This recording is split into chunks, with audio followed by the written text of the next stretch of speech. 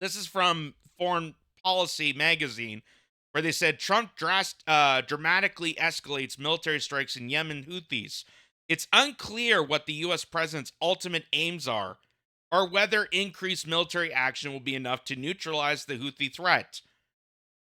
But I love how they're, completely clueless. They don't understand why would Donald Trump want to engage in warfare in the Middle East? I wonder why. It's such a conundrum. If only we knew just right before his campaign, when he got that blank check from Miriam Adelson, that he was going to do the work for Israel. Only there were some signs. We don't know what his aims are. We don't know the ultimate agenda. We just know that he's going to war, apparently, and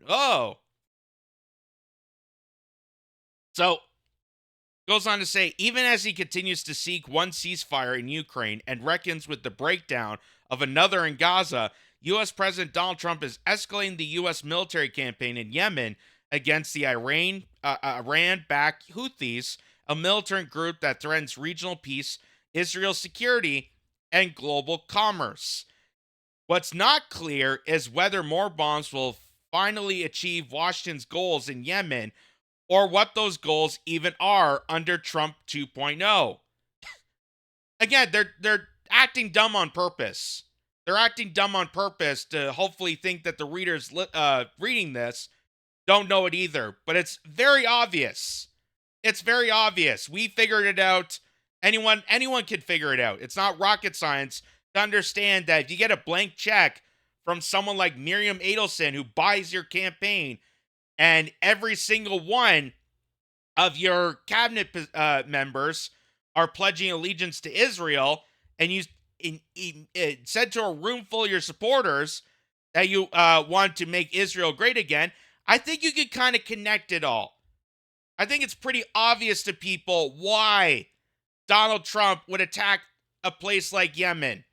He did it before with the Saudis, but now we're doing it on the behest of Israel. Because the Houthis are getting in the way of genocide. The Houthis are defending the Palestinians. And that's why Benjamin Netanyahu wants to get rid of them. And the United States also wants to get rid of them because they're standing in the way of commerce. They're standing in the way of cargo ships going through the Suez Canal. So we're doing it for business, and we're doing it for the Zionists. That's why. Beginning Saturday and continuing daily since then, U.S. forces near the Red Sea have launched dozens of precision strikes on Houthi positions in Yemen, targeting radars, mobile rocket launchers, drone sites, training camps, and headquarters, reportedly killing more than 50 people, including several Houthi leaders as well as 5 children. While we won't talk about it publicly, just know it is a design to the operation, said General Alexis Gunkurich. I don't know how to pronounce that. The director of operations for the U.S. Joint Staff at a Defense Department briefing at the Pentagon. The operation, he said, will continue in the coming days until we achieve the president's objectives. And the president won't concede until Israel says it's okay. Because Trump is a cuck to Israel. The same way that Barack Obama was a cuck to Saudi Arabia, which is why we bombed Yemen in the first place. We did a starvation campaign. We wanted to ethnically cleanse the Yemeni people. We did since 2013. And now we're relaunching that again for the sake of Israel. What those objectives are exactly is not clear. Again, they're playing dumb on purpose in this article. The administration has said it has the aims to degrade the Houthis' ability to interdict global shipping, which they have been interfering with since late 2023. What else happened at around late 2023?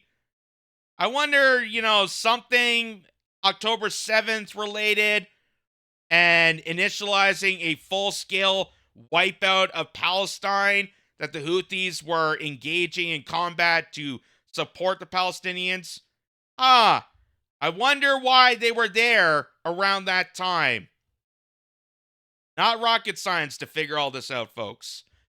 The Biden administration attacked the Houthis repeatedly, but was unable to break the group's stranglehold on one of the world's key shipping lanes.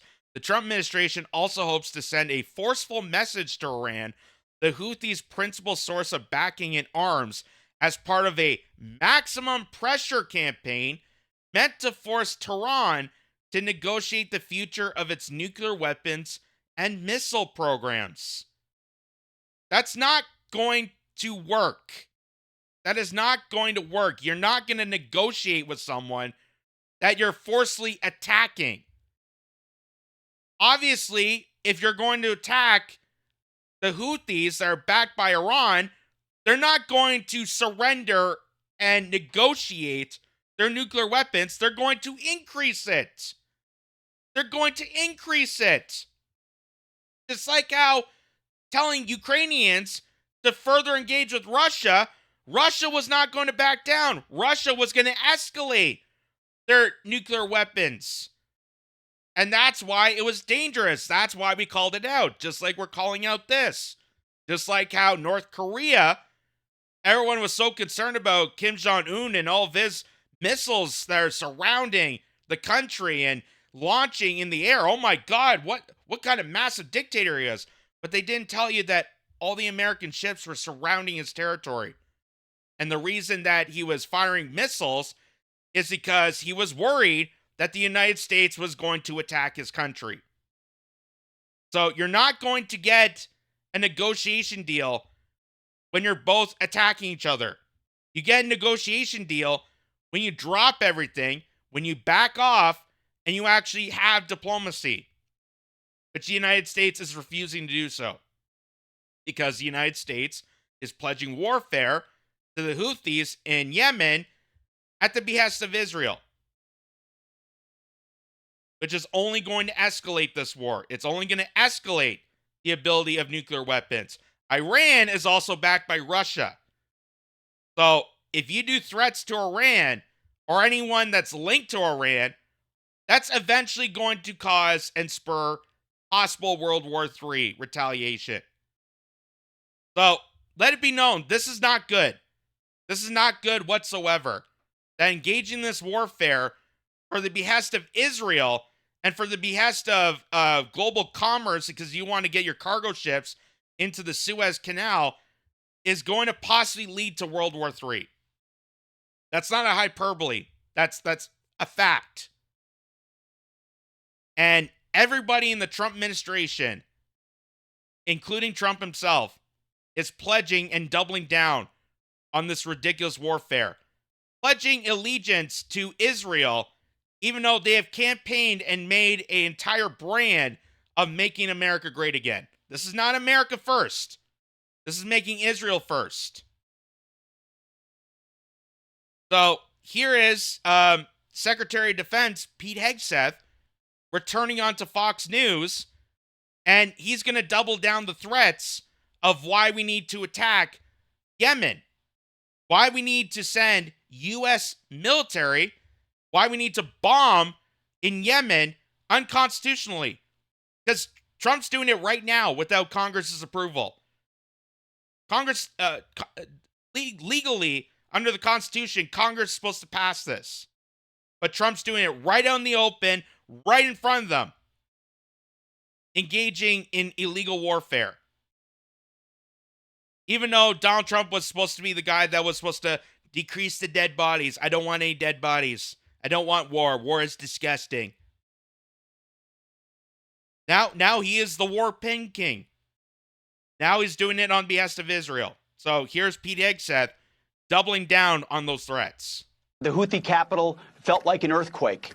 Dozens and dozens of precision heavy munitions dropping precisely on the targets that we wanted to hit, sending a very clear message. And the message is clear to Iran as well. And the president said it in his truth.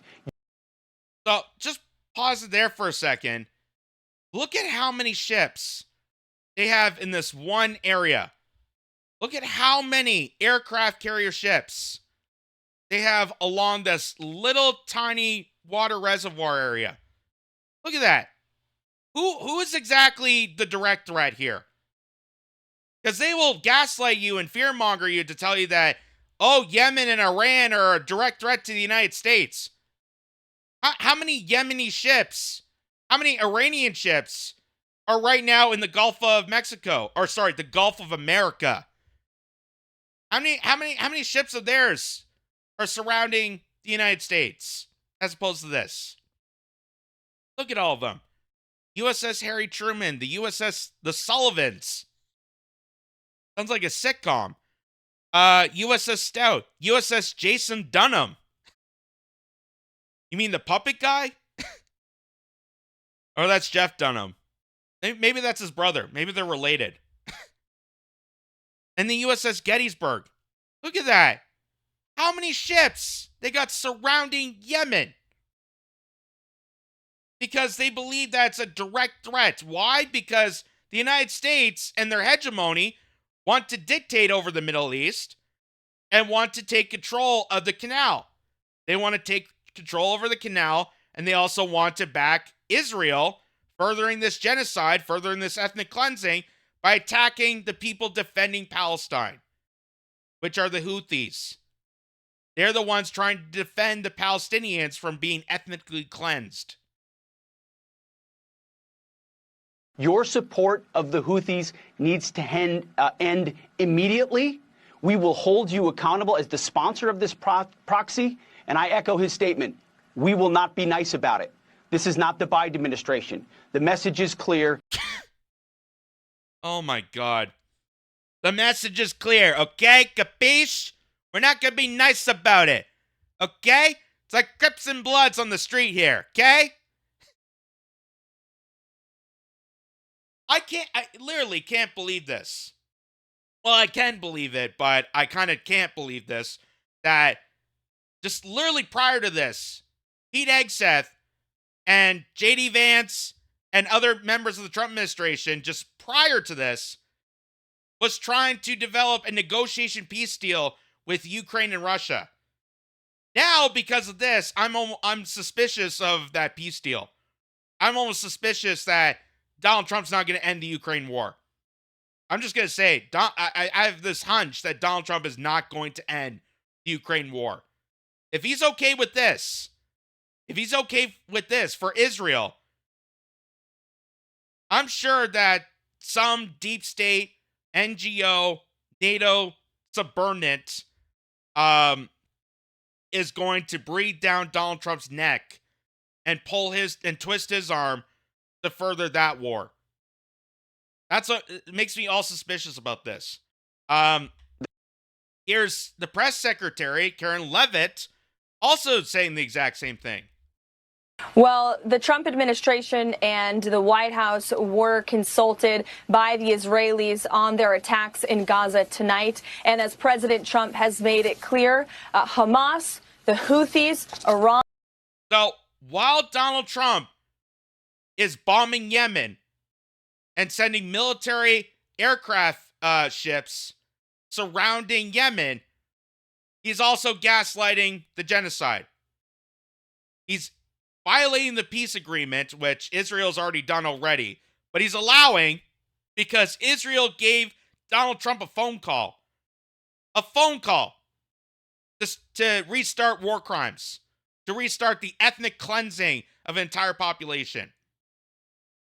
If it takes a phone call to do that, why are there not more phone calls demanding peace? They obviously, they attempted to do that with Russia and Ukraine.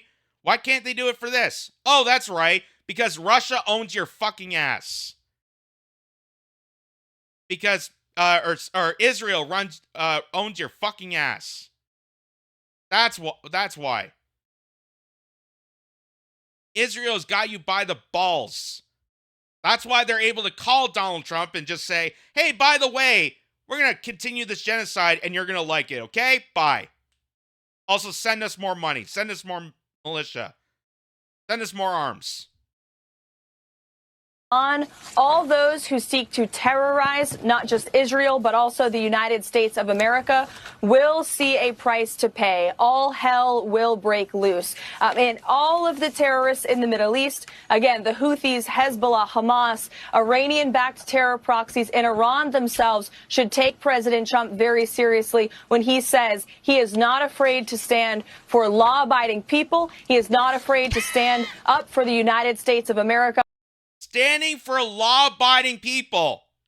You know, like the warmonger that's ethnically cleansing and doing a complete wipeout of a population.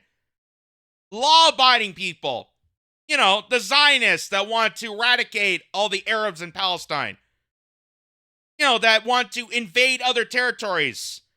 That overthrow the democratically elected government in Syria and installed a literal terrorist as the head of that country. Why? So that Israel can get a chunk of it, United States can get a chunk of it, and they can also build a pipeline through that country.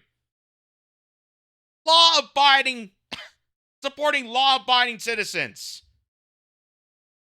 The complete BS. Complete BS. And our friend and our ally Israel. And we know that these successful defensive strikes that took place over the weekend against the Houthis in the Red Sea were indeed successful. We took out some of their leaders, and the Defense Department is set to continue with this campaign if the Houthis continue with their retaliatory measures. The president is going to stand for the navigation, freedom of navigation of our seas, which is a very basic principle that unfortunately, the previous administration refused to stand for, and that's why we are in this mess in the Middle East in the first place. President Trump inherited a lot of problems, Sean, because of the incompetence and the weakness of the Biden-Harris administration, but he is focused on fixing them, and our allies and our adversaries better take him seriously. You know, they say the more things change, the more they kind of stay the same. How is this any different than the Biden and Harris administration? How is this any different than the Obama administration? How is this any different than the Bush administration or the Clinton administration or the Reagan administration or the Poppy Bush administration? How is this any different than any warmongering creeds that has occupied the White House? Now they're doing it on the behest of a Zionist country, a Zionist supremacist country. How's it any different? They're still warmongering. They're still fear-mongering. They're threatening people, exercising their free speech. How is this any different than the last how many years we have seen war propaganda spew out of these garbage people's mouths? How's this any different? How's this any different? So Dan Cohen says, I'm an American Jew and spent several months working in Gaza as a journalist. Hamas could have easily harmed me, taken me captive, or killed me, but it took extra measures to protect me while never interfering in my work. Hamas is resisting against genocide, just like the Jews of the Warsaw Ghetto resisted against the Nazis. Zionists are today's Nazis, and they have such influence in the U.S. government that the White House press secretary mentions Israel before her own country. The U.S. does not have sovereignty under Zionism, and allowing this fifth column to influence our country will destroy it. So that is a Jewish journalist who was living in Gaza, who did not get captured by Hamas, was not executed, was not taken down because of his Jewish background. He was actually protected because Hamas is defending Palestinians from the literal Nazis of Zionists that want to purge against Palestinians. Again, you look at current Zionists right now, you look at all the videos out there, you look at all the news reports of the rhetoric being spewed out of Zionists, defending the killing of children, defending the killing of mothers, defending blowing up schools and hospitals. How is that any different than Adolf Hitler's Third Reich? How is that any different? How's that any different than the Ku Klux Klan? By demoralizing a population, by saying that they're animals, they're savages. Oh, they have to die. How's that any different? How's that any different than any other brutal theocracy that's done devastation to humanity? How's it any different? How's it any different? Which leads me to this. Because obviously this is the biggest blow. It's a bit of a blow, but it was also kind of expected. So Tulsi Gabbard, who I remember back in the day, Tulsi Gabbard, I supported back in her original campaign days in 2019, 2018, 2020, because here was a woman who was a combat veteran, who has served in the military, and was going around on podcasts explain to people how the United States, how the State Department, how the intelligence communities were orchestrating these acts of terror, how you're being lied to, how she was lied to, and she was supposed to be the anti-war interventionist. That's why I supported her back then, right up to the moment that Tulsi Gabbard, who got cheated out of the Democratic base during the primary, supported Joe Biden.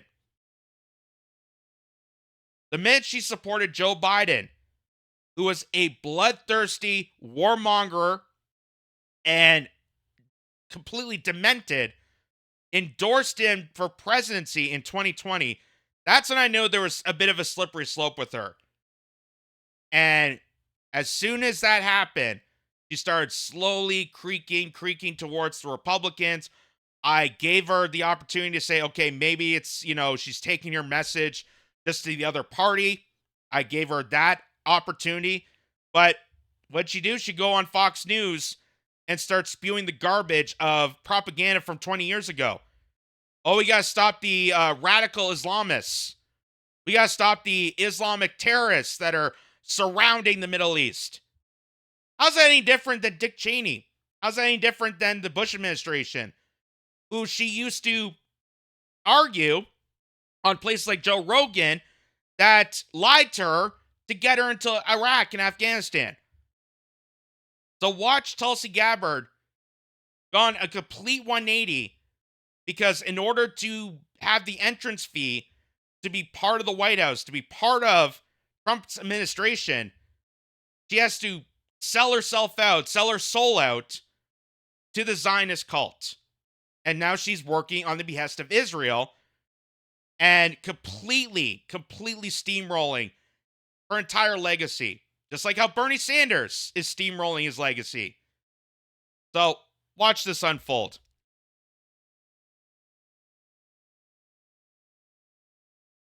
There are millions of Yemeni people who are on the brink of death from famine, disease, lack of access to food and water, basic medicine and health care.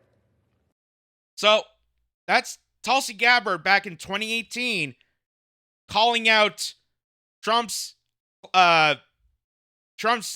starvation of Yemen when he was backed by the Saudis. Tulsi Gabbard was calling this out in 2018.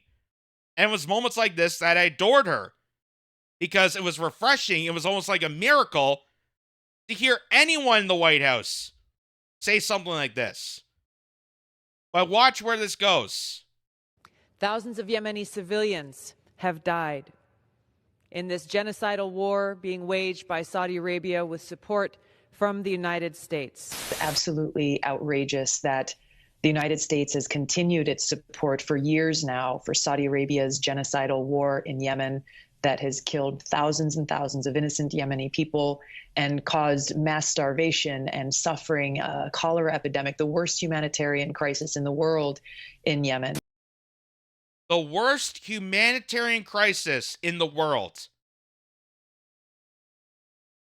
The United States and Saudi Arabia intervening in Yemen, causing the worst humanitarian crisis in the world. That was back in 2019, she said that.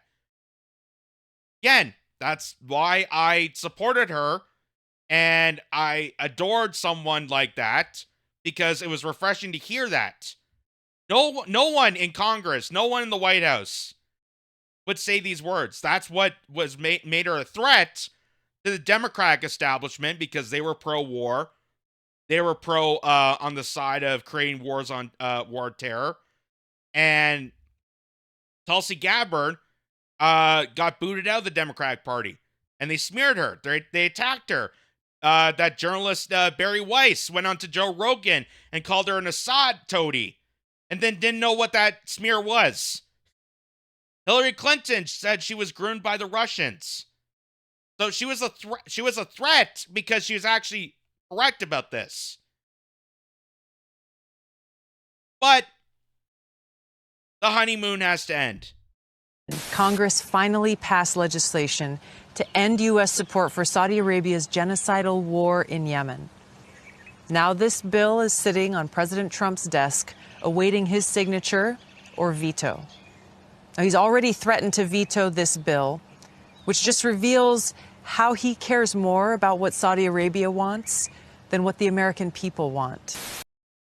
You mean how, like, right now, after pushing MAGA, after getting this huge mandate, after the hundreds of thousands of people, the mass droves of people that voted him into office, he's now betraying the American people on the behest of Israel. So before it was Saudi Arabia, but now it's Israel. He's screwing you 9 ways to Sunday. And he's not even hiding it. That's why that Foreign Policy magazine, when they say, I don't know why he's bombing it, it's such BS. They're playing dumb on purpose because they know exactly what Trump's intentions are. Because Trump's intentions are what Netanyahu's intentions are. You saw Trump's rhetoric on the campaign trail about Saudi Arabia, against Saudi Arabia, against United States support for Saudi Arabia, calling them out for what they are, and now refusing to end U.S. military support for this genocidal war in Yemen that Saudi Arabia is waging, that's created the worst humanitarian crisis of our generation, because he says, well, he doesn't want to risk a multi-billion-dollar arms deal with Saudi Arabia. So, you know, you can see, at least in that respect, what he's really motivated by. He would rather continue to support the senseless and devastating deaths of innocent people in Yemen and using our U.S. military, my brothers and sisters in the military, to do that, because he doesn't want to risk an arms deal with Saudi Arabia, a theocratic dictatorship that actually directly supports terrorist groups like Al-Qaeda. Trump. So how is that any different than what's happening now? Because Israel is an autocratic theocracy. It's a supremacist state. Same with Saudi Arabia. How is this situation any different? But watch Tulsi, who for years had this amazing legacy of calling this out, that I adored, that I learned a lot from her. Watch how she completely does a complete 180 and betrays her supporters, betrays herself in supporting this war. And it was a long time coming, because we knew she was kind of creeping around the idea of supporting a war against Islamist terrorists, which we know is partly manufactured by the United States. We're going to get into that later. But watch what happens. This is now we're in 2025. Is she going to retout what she said earlier? That's a humanitarian crisis, that we betraying the American trust and people from a foreign state? Well, let's see. Trump's leadership, going back through his first term as president, he has been and remains very committed to combating and defeating the threat of Islamist terrorism that not only affects the United States, the American people, our own safety and security, but it is affecting so many people in different parts of the world. So now she sounds exactly like every garbage run-the-mill politician. How's this any different than Antony Blinken and Jake Sullivan? How's this any different than the Bush years? How's this any different than Obama's years? How's this any different than any administration that commits war crimes? We gotta do this for the safety and security because a bunch of people running around in a foreign country are causing mayhem. After you spoke out against this, you called this all out, and you understood how you were being lied to. Now she's the one lying out in public now, because now she's firmly in the Trump administration, being the National Intelligence Director, lying to the public.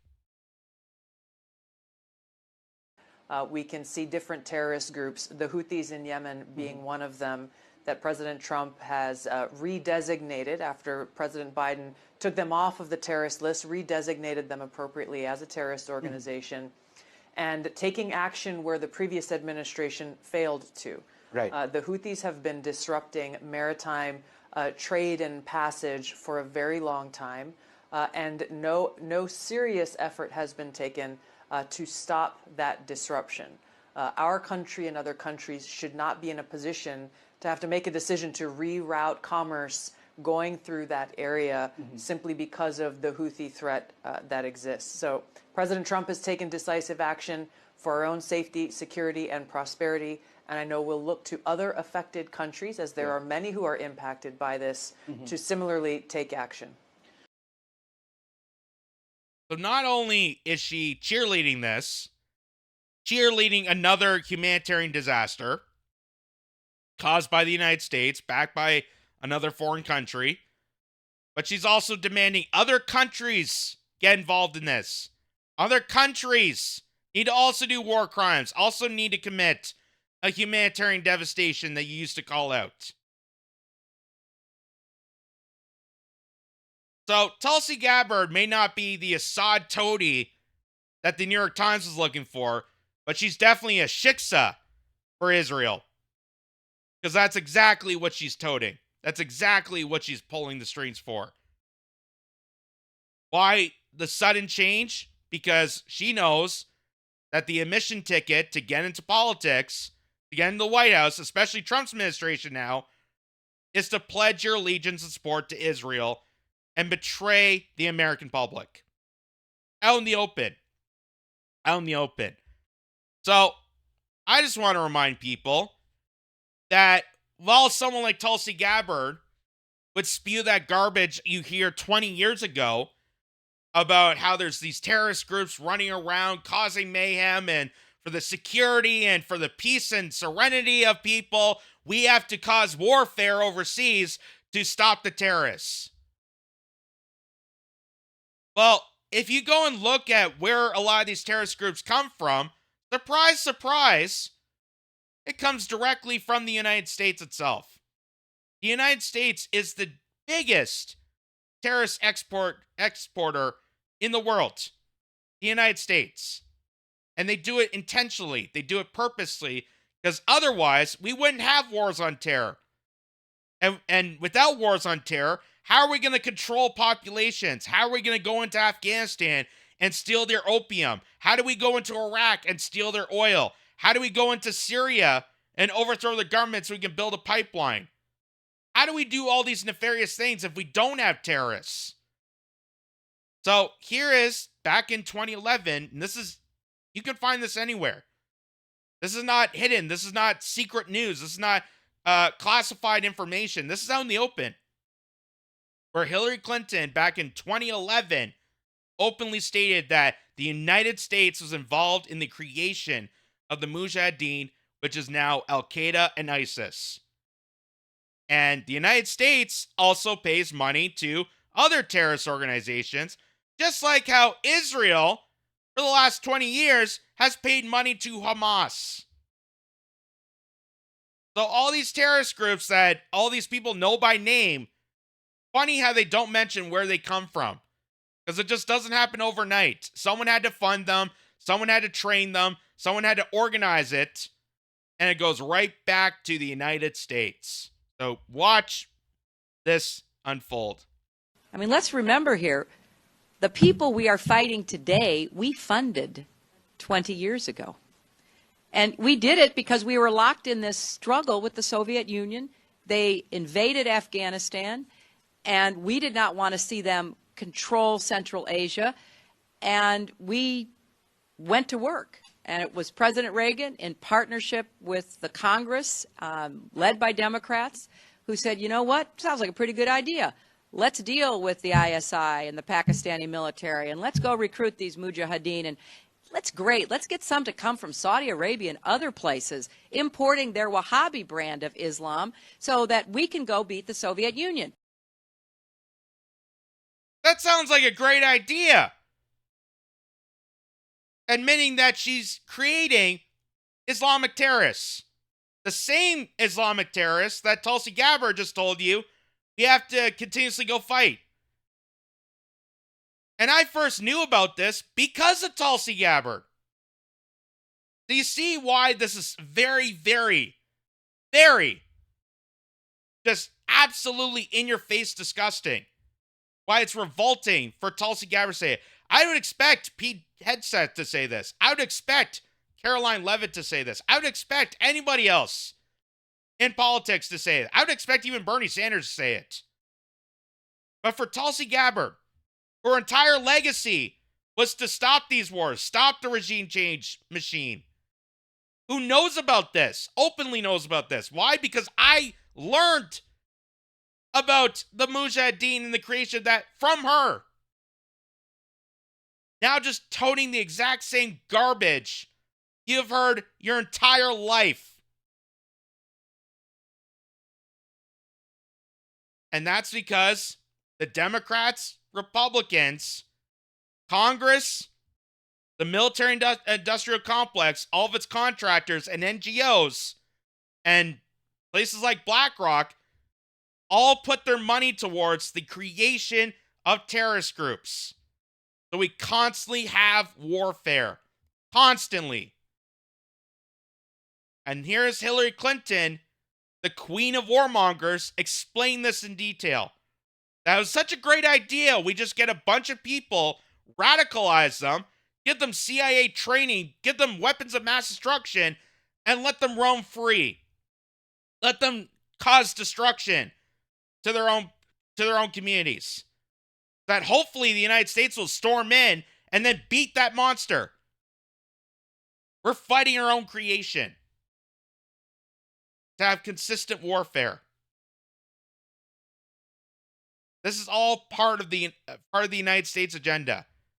And now this is part of the United States and Israel, who no doubtably backed all this. Isn't it funny that the United States and Israel both had similar enemies? You don't find that all strange and suspicious that they have the exact same enemies list? And guess what? They retreated. They lost billions of dollars, and it led to the collapse of the Soviet Union. So there's a very strong argument, which is, wasn't a bad investment to end the Soviet Union, but let's be careful what we sow because we will harvest. So we then left Pakistan. We said, okay, fine. You deal with the stingers that we've left all over your country. You deal with the mines that are along the border. And by the way, we don't want to have anything to do with you. In fact, we're sanctioning you. So we stopped dealing with the Pakistani military and with ISI, and we now are making up for a lot of lost time. Just like Afghanistan, that we fought for 20 years, that there's still troops over there, there's still definitely Canadian troops over there, that are trying to fight off the Taliban, that we gave more weapons to. We left a bunch of weapons to the Taliban, the people we're supposed to be fighting. Why? Constant warfare. Constant warfare. Constant war on terror. Julian Assange, as Julian Assange always reminds us, the point of these wars is not a resolution or to be won or to have some sort of diplomacy. It's to have constant warfare for the military-industrial complex to profit and to scare the bejesus out of everybody that's involved in it. That is what's happening, folks. And it's absolutely disgusting and revolting that Tulsi Gabbard, who I've learned a lot about these military conflicts because of her. She was a combat veteran. She always appeared on Joe Rogan. She went on all these different podcasts. She spoke exquisitely about details like this. She called Hillary Clinton the queen of the warmongers. What does that make you, the princess of bombing? After watching that interview that's happening right now? Oh, we got to go after the Islamic terrorists, and it's for the safety and security of the United States, and Donald Trump was definitely on board with it. So, Tulsi Gabbard just wrecked her entire legacy. Wrecked her entire legacy. It's like Bernie Sanders did to his own legacy. Tulsi Gabbard did to herself. And frankly, I don't even understand at this point why you would do that and why you're still relevant.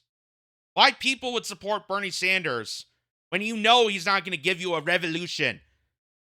Why would you support someone like Tulsi Gabbard when you know she's not going to be anti-war?